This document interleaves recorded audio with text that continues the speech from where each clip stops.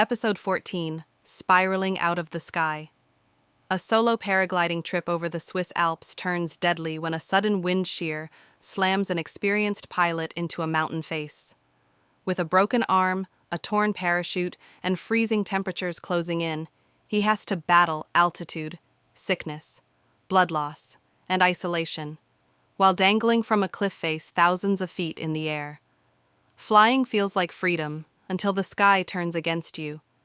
This is Survive the Impossible, and today we follow one man's mid-air nightmare and the brutal cliffside fight to live. Peter Langston was a seasoned paragliding enthusiast. On a clear April morning, he launched from a ridge near Lauterbrunnen, soaring into open skies over the Swiss Alps. Peter. It was perfect. Cold, crisp air, blue skies. I felt like a bird. Then, everything changed. At 12,000 feet, a freak gust slammed into his left flank. The canopy twisted. The wing collapsed.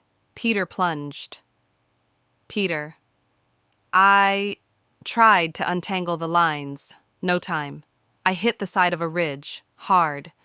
The crash shattered his right arm and ripped part of his canopy. Miraculously, the remaining lines snagged on a protruding rock, stopping his fall. But now, he was dangling like a rag doll above a 2,000-foot drop. Peter. I couldn't feel my fingers.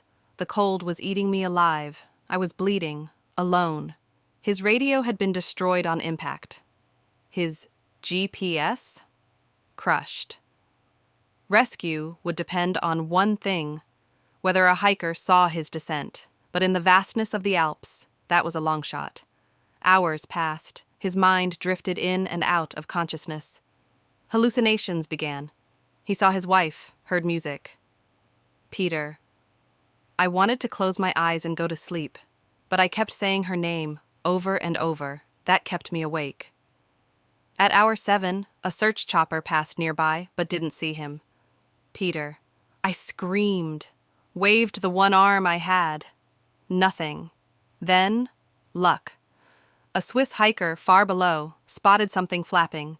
An emergency call was made. Rescuers launched a twilight mission. Rescue leader.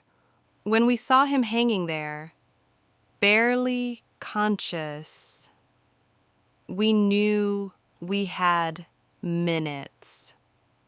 Using a winch and 2 climbers, they reached Peter, stabilizing him and airlifting him to safety just as a snowstorm rolled in. Peter spent 3 weeks in a Swiss hospital.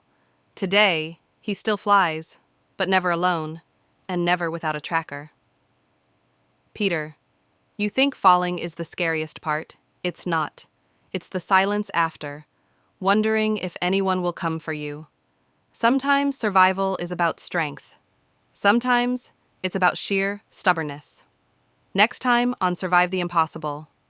A routine cave dive goes horrifyingly wrong when an underwater explorer loses her light 100 feet below the surface, with only minutes of oxygen left.